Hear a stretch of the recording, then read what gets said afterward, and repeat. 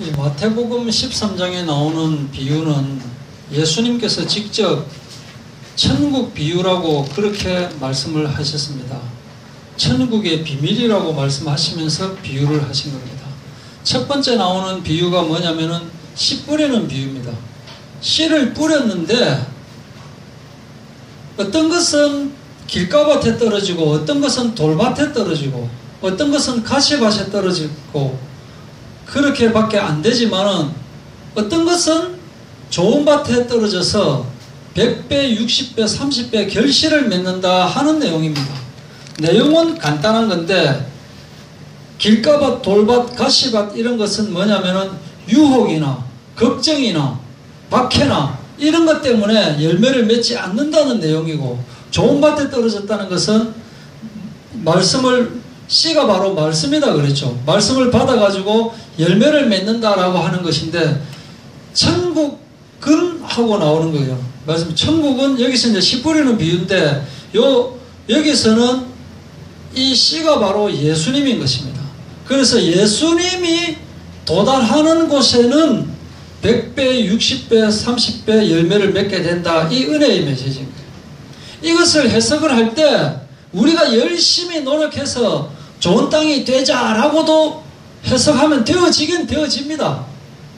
열심히 노력해서, 가시밭이 열심히 노력해서, 돌밭이 열심히 노력해서, 길가밭이 열심히 노력해서 좋은 밭이 되자라고도 되지만, 또 이제 그것을 좀 더 쉽게 해석하면은 우리가 길가밭 되는 그런 마음을 갖지 말고 좋은 밭 되도록 그런 마음을 갖자, 그렇게 이제 해석하면 되어지는 거예요.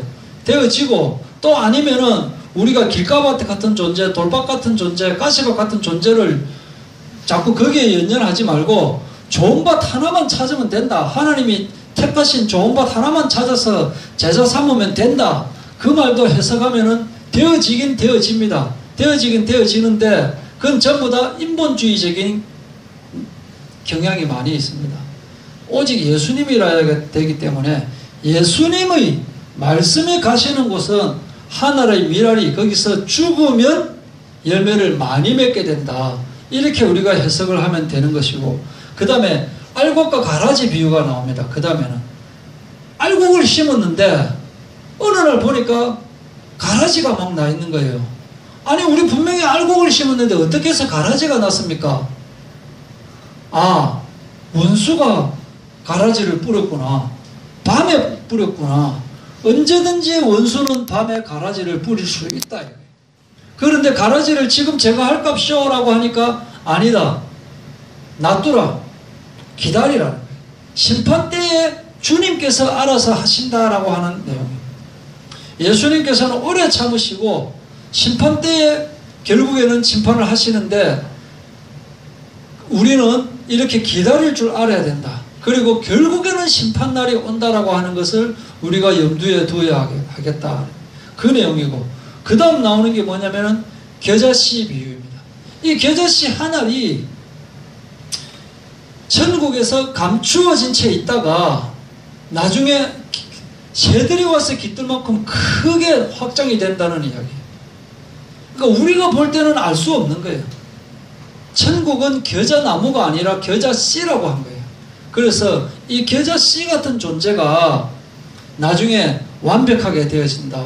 그래서 이것을 또 해석할 때는 내적인 성장이다. 이렇게도 해석을 하는 거예요. 은닉성을 가지고 있다. 모르게 되니까 은닉성을 가지고 있다. 나중에 또 확장하게 되니까, 크게 되니까 확장성을 가지고 있다.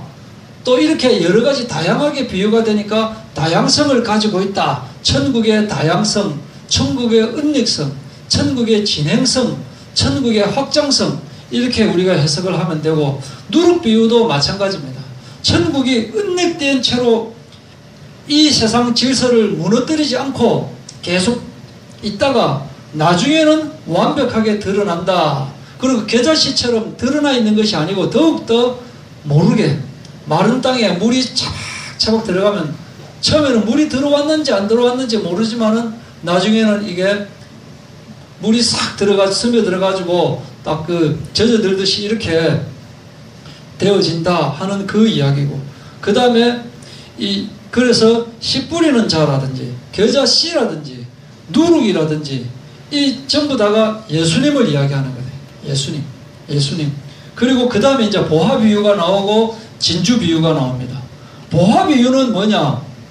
어떤 사람이 가다가 밭에 보화가 있는 것을 보고 그 밭을 다 사버리는 거예요, 그냥.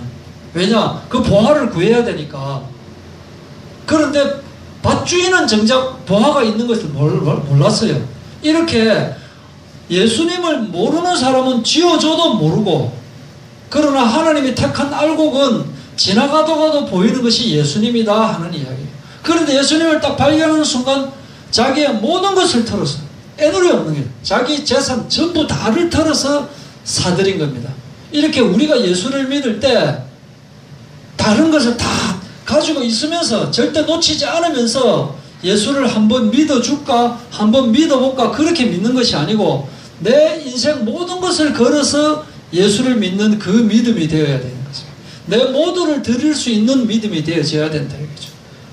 내 모든 것을 바쳐서 예수님을 사들인 거예요. 그리고 두 번째는 뭐냐? 진주를 찾아다니는 진주 장사인 거예요. 천국이라는 것이. 이 뭐냐면 예수님을 이야기하는 거예요. 예수님이 우리 성도들을 찾아다니는 겁니다. 그래서 찾아다녔다가 우리를 발견하니까 재산을 다 털어서 그 진주를 산 거예요. 예수님께서 자기 재산을 다 털었다. 이게 뭐냐? 예수님께서 십자가에 못 박혀 죽으셨다라는 것을 말하고 있는 거예요. 예수님께서 이렇게 자기 모두를 바쳐서 우리를 사들였다 하는 겁니다. 그리고 그 다음 나오는 비유가 뭡니까? 그물 비유. 예? 그물 비유는 뭐냐? 최후 심판 때 결국에는 좋은 고기와 못된 고기를 분류를 하시는데 누가 분류하시느냐? 예수님께서 분류하신다라고 하는 거예요. 천국은 있다라고 하는 거예요. 심판은 분명히 있다라고 하는 거예요. 그래서 천국은 세상 끝날 심판과 관계가 있다.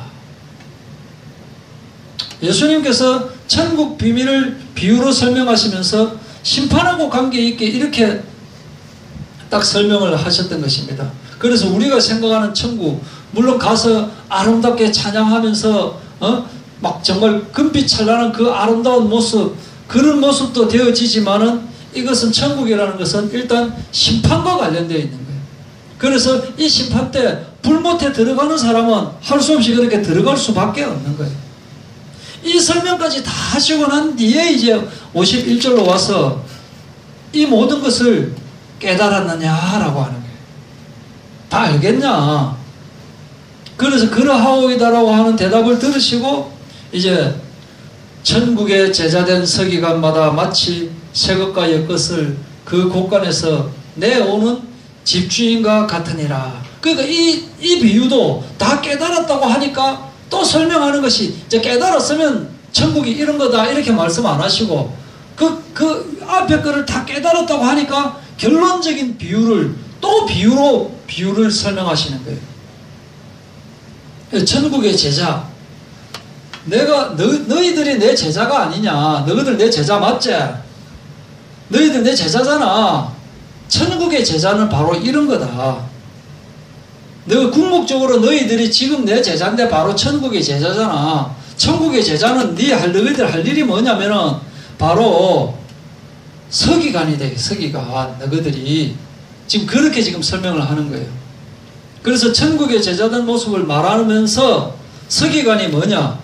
이 서기관이 제일 처음에 언제 서기관이 생겼느냐면은 이제 바벨론 포로에서부터 돌아왔습니다. 바벨론 포로에서 돌아오고 나서 에스라 그때부터 이제 사람들이 사상이 어떤 사상을 가지고 있느냐면은 기존에 있던 사람들이 있고 기존에 있던 유다 사람들도 또 주변에 있는 그 우상 숭배하는 사람들이 그 사상하고 어울려져 가지고 좀 막 섞여 있는 거예요. 또 이제 바벨론에서 돌아온 사람들도 똑똑한 사람들이 거기 잡혀갔다가 이제 다시 귀환을 했지만은 바벨론의 그 우상 숭배 사상을 또 가지고 있는 거예요.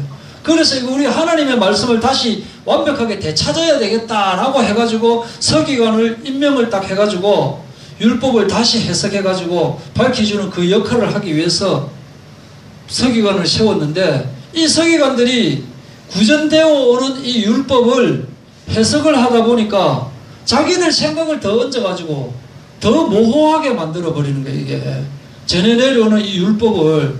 그러니까 이것을 해결하기 위해서 이제 장로들이 또 전해 내려오는 말까지 같이 이제 합쳐서 해석하도록 한 거예요. 그래서 하나님의 율법에다가 장로들의 유전을 더하게 됐는데 이 장로들도 똑같이 사명감은 없고 권위의식만 갖고 있는, 사람들이 하나님의 말씀이다라고 해서 말씀을 따르려고 하면 하나님의 말씀을 전하면 되는데 전하는 사람들이 권위의식을 가지고 있는 거예요. 너희들 내 말 안 들으면 죽는다 이래 돼버리는 거예요. 그래서 자기 지식, 자기 철학까지 가미되다 보니까 더 이제 막 지킬 수 없는 그런 율법이 돼버려가지고 사람들을 막 얽매는 거예요. 근데 그때나 지금이나 별 다른 게 없다. 교회사를 볼 때 그때나 지금이나 10년 전이나 100년 전이나 200년 전이나 이게 똑같이 흘러오는 거예요. 하나님의 말씀은 진짜고 하나님은 한 분이시고 딱 같은데 그 해석이 항상 여러 가지로 나뉘어져 있어요. 그래서 저는 다른 종교들은 봐라, 너희들은 일맥상통한 것이 없고 어지럽지 않느냐, 하나님이 없어서 그런 거다 이렇게 비난도 하고 있지만 하나님은 한 분이시고 우리는 성격도 다르고 얼굴도 다르고 하기 때문에 자기에게 맞는 것을 맞춰서 믿으면 되는 거예요. 그런데 또 한편으로는 그때나 지금이나 서기관 같은 존재들이 있는 거예요. 이 서기관들은 하나님의 말씀만 전하면 되는데 자기 권위를 자꾸 가지고 사람들이 자꾸 받으니까 자기 생각이 자꾸 더해진다니까요. 그래서 때로는 엄청 복잡하고 엄청 깊이 들어가는 거예요. 말씀이 깊게 들어가가지고 지하 10층, 2층, 30층까지 들어가가지고 빠져나오지를 못한다니까요. 말씀이 너무 깊게 들어가가지고 사람들도 같이 그 깊이 들어가가지고 빠져나오지를 못해요. 때로는 또 그냥 이 말씀이 5층, 10층, 20층 위로 막 올라간다니까요. 이게 위로 올라간다는 거 이게 뭐냐, 교회만 다니면 되는 거예요. 그냥 교회만 다니면 구원 받는다니까요. 이 사람이 아무리 엉망진창으로 살아도 우리도 그러잖아요. 영접만 하면 하나님 자녀 된다라고 그렇게 이야기하잖아요. 그러나 영접하는 사람들 중에 진짜로 영접하는 사람이 있고 하도 이야기하니까 영접 그냥 한번 해주는 영접이 있다니까요. 이 영접 한번 해주는 영접 이거는 아닌 거예요. 억지로 그냥. 그렇게 듣기 좋은 꽃노래가 되는 거예요. 지금은 듣기 좋은 꽃노래가 굉장히 많아요. 왜냐하면 교회 성도들을 많이 붙잡아 놓게 하기 위해서는 어떤 데서는 막 내 말 안 들으면 죽는다 하고 이렇게 해가지고 교인들을 붙잡는 방법이 있고, 또 어떤 거는 아이소 괜찮습니다. 다 아이소 그냥 때 돼가지고 헌금만 내면 다 됩니다. 이렇게 뭐 헌금만 하면 되는 거예요. 우리 교인은 등록만 해놓고 괜찮습니다. 다른 교회만 가지 마이소 하고 그런 교회 많다니까요. 심지어는 목사님들이 그렇다니까. 목사님들이 이야기를 해보면 도대체 이분이 하나님의 말씀을 전하고 생명을 구하는 사람인지 아니면은 그런 데 있어요. 그런 데가 있다니까. 그러니까 교회들이 아버지가 길을 쓰고 자기 자식을 자기 교회 담임 목사 되게 하려고, 교인들 몇 명 막 빠져나가든가 말든가 길을 쓰고 그렇게 하려고 하고, 아니면은 은퇴하는데 원하는 그 목사. 자 보십시오. 잘 생각해 보십시오.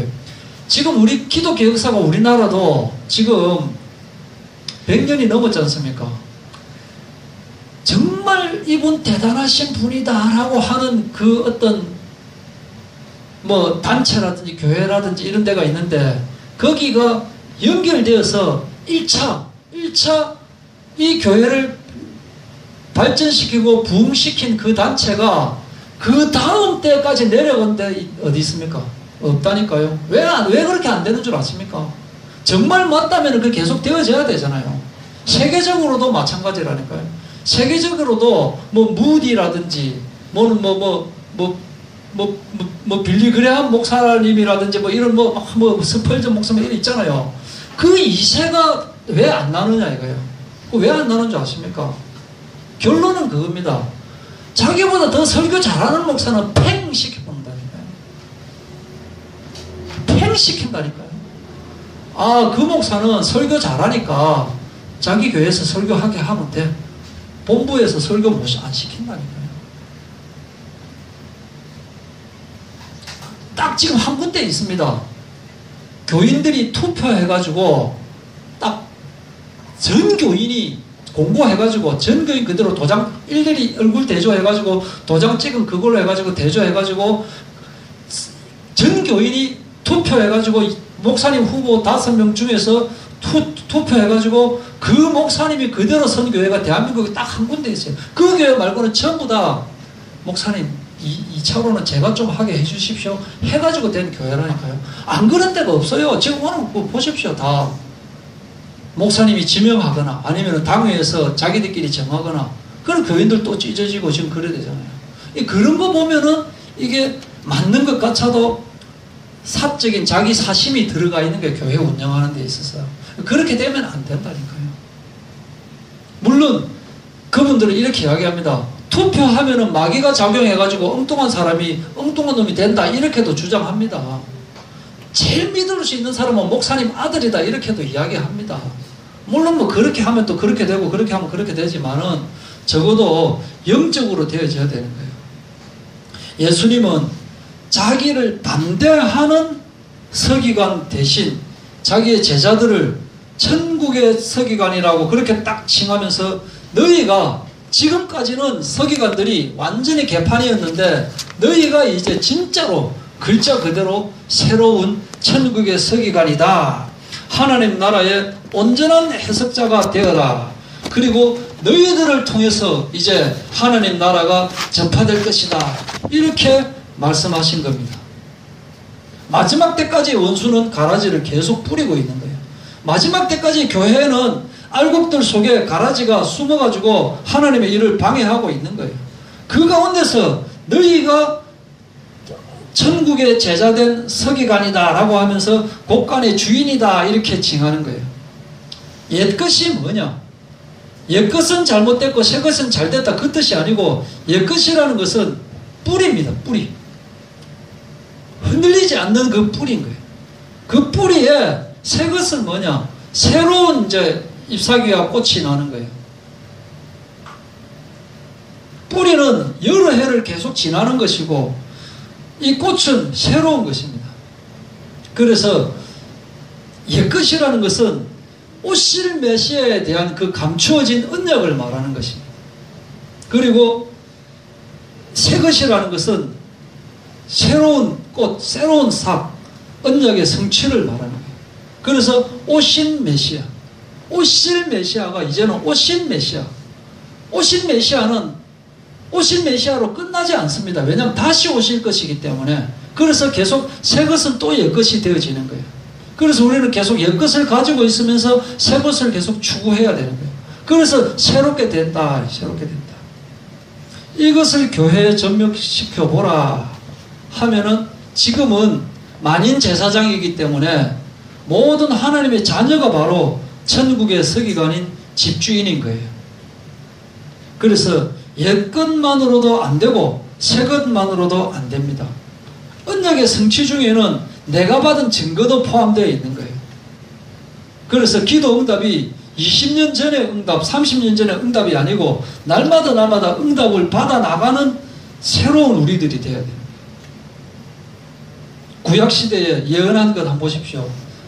노아의 방주, 예수님을 예언한 겁니다. 놋뱀 있죠. 사람들이 뱀에 걸려서 다 죽어갈 때 놋뱀, 이 바로 예수님에 대한 그 표상인 겁니다. 그 다음에 홍해가 갈라졌죠. 그 예수님에 대한 표상이다 이거죠.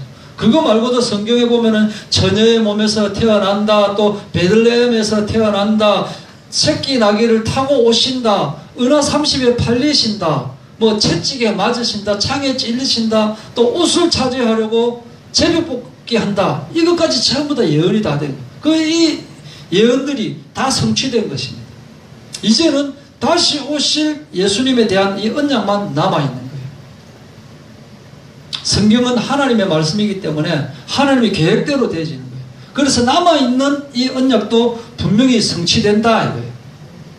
오직 이것을 기록함은 너희로 예수께서 하나님의 아들 그리스도이심을 믿게 하려 함이요 또 너희로 믿고 그 이름을 힘입어 생명을 얻게 하려 함이니라. 그러나 세계 역사는 선악과를 따먹은 인간들이 판을 치고 있습니다. 그래서 열심히 노력해서 스스로 선악을 판단하고 스스로 하나님이 되어보려고 퍼덕이는 인간들의 역사가 겉으로 드러나 있는 역사인 거예요. 이 사람들은 인류 내내 선악과를 따먹지 말라고 강조를 하고 있습니다. 선악과를 따먹어 놓고 따먹지 말라고 계속적으로 강조를 하고 있고 자기가 따먹은 선악은 그걸 덮으려고 전전긍긍하고 있는 돌짝밭 같은 사람들, 길가밭 같은 사람들, 가시떨비 밭 같은 그런 사람들의 역사인 거예요.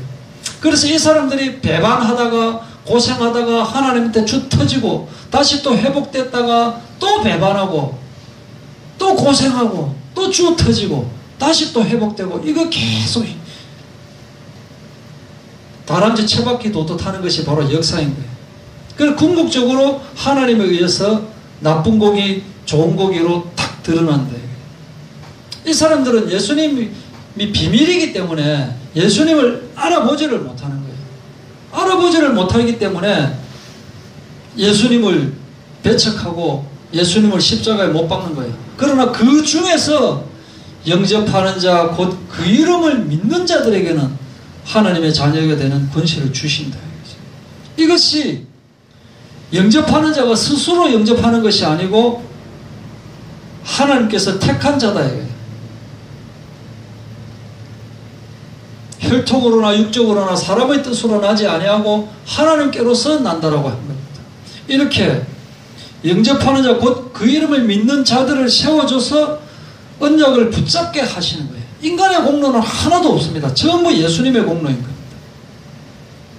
그래서 밭에 감추인 보화를 보게 하는 거예요. 겨자씨를 보게 하고 누룩을 보게 하는 거예요. 아담 이후로 이 세상에 태어나는 사람들은 전부 다 사실은 선악과를 거치게 됩니다. 선악과를 거치는데 이 선악과를 따먹지 않을 사람은 하나도 없는 거예요. 구약에 계속 율법이 나옵니다. 이거 하지 마라 저거 하지 마라 하는데 그것을 지킬 수 있는 사람 아무도 없어요. 그러나 구약시대 사람들은 자꾸 하지 마라 하지 마라. 이 당시에 서기관 바리새인들도 하지 마라 하지 마라 계속 그것을 강조하고 있는 거예요. 정작 자기들은 하고 있으면서 안 할 수가 없는 거다 이게. 그걸 우리가 따져봐야 돼요. 교회에서는 자꾸 선악과를 따먹지 말라고 가르치고 있다 이게. 그게 아니고 선악과를 따먹은 존재라는 것을 인정을 해야 돼요. 선악과를 따먹은 사람들은 다 자기가 주인이 되어가지고 자기가 원하는 신을 만들고 자기가 원하는 방법대로 섬기고 사실은 자기 자신을 섬기는 겁니다. 하나님은 이렇게 하도록 놔두시는 겁니다. 가라지가 이렇게 하도록 놔두시는데 그러나 창세전에 택하신 하나님의 백성들은 그 가운데서 전부여 의지 없어서 손 들고 옵니다 하게 만드는 거예요. 아 도저히 안 됩니다. 도저히 안 됩니다. 이렇게 손 들고 오게 하셔서 이 세상 사람들이 매일 바리새인과 서기관들처럼 자기 삶을 추구하고 자기 방법대로 하려고 하는 그 가운데서 예수님이 진짜 뭐하구나 라고 하는 것을 발견하도록 하여 주시는 거예요. 이것이 성경의 기록이다. 사람들은 자꾸 어떤 자기 만족을 위해서 계속 찾아가고 있습니다. 높은 자리 찾아가고 즐거움 찾아가고 맛있는 것 찾아가고 재밌는 것 찾아가는데 그게 그때뿐인 거예요. 아무리 맛있는 거 먹어도 돌아서면 그거 전부 또 음으로 나오고 마는 거예요. 없다니까요. 진짜 재밌고 진짜 웃기는 거 봤는데 그게 내일 또 보면 별로 안 웃겨요. 이제 그 지나가 버리기 때문에 아무리 재밌는 것도 정말 감동적이고, 이야, 진짜 감독 대단하다. 진짜 저 배우는 진짜 연기 잘한다 하는데, 그거 날마다 볼 수 없어요. 지겨워서 못 봐요. 왜냐면 예수님만이 영원한 은혜이기 때문에 예수님만이 우리의 영원한 만족이 되는 것이지, 나머지는 다 지나가는 거라니까. 결국에는 지나가 버리는 거라니까. 이것을, 천국의 설계관이라는 것은 이것을 바로 깨닫게 하는 거예요. 그래서 진정한 제자는 뭐냐? 내 마음이 예수님으로 가득 채워져서 그 관점으로 이 세상을 다 보게 되는 거예요. 그러면 나도 과거에 내가 저렇게 했구나. 이해가 다 되는 거예요. 근데 과거의 나라고 하는 그 자아가 딱 끊어져서 자기 부인의 과정을 딱 거쳐서 이제 죽는 거라니까요. 죽음인 거예요. 죽음이 두 가지가 있는 거예요. 이 세상 사람들이 예수님을 만나지 못해서 자기 딴에는 살아있다고 막 하고 있는데, 그거는 허물과 죄로 죽어있는 모습인 거예요. 그런데 우리는 뭐냐? 예수님의 피로 인해서 우리는 죽은 존재라는 거예요. 다른 죽음인 거예요. 다른 죽음. 그 사람들은 거기서 죽은 존재인데 예수님을 만나서 살아가는 거예요. 우리도 예수님을 만나서 새로 살아가는 거라니까요. 새로운 자아가 생기는 거예요. 하나님과 연합한 새로운 내가 생기는 거예요. 이것을 위해서 하나님께서 광야 40년을 우리에게 주신 것이고, 이것을 위해서 예수밖에 없다는 것을 알게 하기 위해서 우리에게 선악과를 주신 것이고, 이것 때문에 바벨탑을 무너뜨리신 거예요. 예수님이 오셔야 하는 이유를 알게 하기 위해서. 인간이 얼마나 무력한 존재느냐, 인간이 얼마나 아무것도 아니냐, 예수님이 얼마나 위대하신 분이냐, 고마우신 분이냐, 예수님이 아니면 안 된다라는 것을 알게 하기 위해서 이렇게 하신 거예요. 그 다음에 나오는 게 뭐냐? 예수님께서 그리고 고향에 가셨습니다. 하필이면 고향에 갔다니까요. 왜 그 많은 데 놔놓고 천국 비유 끝나고 난 뒤에 고향에 갔을까요? 일단 이유가 있는 거예요. 54절에 보시면은 고향으로 돌아가서 그들의 회당에서 가르치시니 그들이 놀라 이르되, 놀라는 거예요. 정말 놀라는데 뭐 때문에 놀랄까요? 예수님이 지혜와 이런 능력 때문에 놀라는 걸까요? 그렇게 돼 있잖아요. 예수님의 지혜와 능력이 어디서 났느냐? 막 놀라는 거예요. 근데 진짜 놀라는 거는 뭐냐? 55절에 이건 목수 아들 아니냐? 목수 아들인 거 그것 때문에 놀라는 거라니까요. 목수 아들인데 왜 저렇게 지혜가 있고 저렇게 능력이 있냐? 그게 지금 이해가 안 되는 거예요. 지혜와 능력 때문에 놀란 게 아니고 목수 아들이라는 사실 때문에 이게 이상한 거예요. 사도행전 4장에도 보면은 베드로와 요한이 다른 이로서는 구원을 얻을 수 없나니 천하 인간의 구원 얻을 만한 다른 이름을 우리에게 주신 일이 없습니다 하니까, 자아들 본래 학문이 없는 범인이었는데 이상하게 왜 저래 똑똑해졌노? 그게 이상하게 여겨지는 거예요.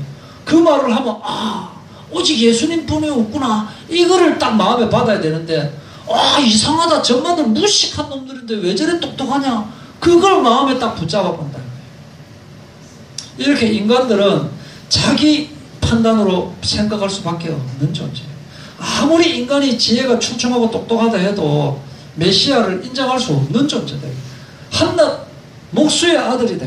우리가 과연 예수님을 어떻게 알고 있느냐? 한낱 목수의 아들 아니냐라는 그 목수의 아들로 우리가 예수님을 알고 있느냐? 아니면 창세전부터 예정하여 주신 예수님, 성령으로 잉태하여 오신 예수님, 말씀이 육신이 되어서 우리에게 오신 예수님, 우리 모든 죄를 씻어주신 예수님, 모든 문제의 해답이 되시는 예수님, 십자가에 우리 죄 때문에 죽으시고 다시 부활하신 예수님, 그리고 다시 심판주로 오시는 그리스도로 아느냐, 이것에 따라서 우리 인생이 달라지고 인류가 달라진다. 예수님을 그냥 목수의 아들 정도로만 알고 있으면 절대로 바른 신앙을 가질 수가 없는 거예요. 내 종교 하나 그냥 가지고 싶은데 뭐 좀 착하게 좀 이제 좀 내가 좀 깨달아 가지고 뭐 좀 인간답게 좀 살고 싶고 해서 종교 하나 가져야 되는데, 뭐 절에 가려 하니까 또 좀 막 뭐 좀 복장도 좀 있네, 옛날스럽고 이런데 교회 가면 좀 맞는 것 같아가지고 교회 가니까 좀 뭐 아는 사람도 많고 똑똑한 사람도 많고 부자들도 많고 좀 그러니까 내가 교회 한번 가볼게. 그래 믿는 믿음으로 안 된다. 교회 가면은 막 복 받는다 막 그러니까 예수가 4대 성인 중에 하나니까 인간적으로 진짜 괜찮다. 그래갖고 교회 오면 그거 안 된다니까. 예수님은 창조주이시고 구원주이시고 심판주이시고 이런 믿음으로 믿어야 되는데, 안타까운 점은 지금 서양에 있는 교회들이 거의 다가 예수를 그냥 전설 속의 한 인물로 그렇게 인정하게 되어버리는 거예요. 이게 안타까운 일이다. 그래서 성령이 아니면 믿지 못하는데, 정말 고맙고 감사한 것은 이 예수님이 그리스도라고 우리가 지금 믿고 있다는 이 사실이 얼마나 은혜냐 이게. 또 그렇게 똑똑하다는 사람들도 못 믿고 있는데 이게 하나님의 비밀인 거예요. 예수님이 우리 위해서 죽으신 것만큼 더 대단한 것은 이 은혜로 우리가 믿는다는 사실, 이것도 굉장히 대단한 거예요. 그래서 항상 감사하고 항상 찬양하면서 항상 기쁨을 누리면서 항상 믿음, 소망, 사랑을 가지고 평안을 가지고 누리는 저희들이 되어야 되겠다, 이 말씀입니다.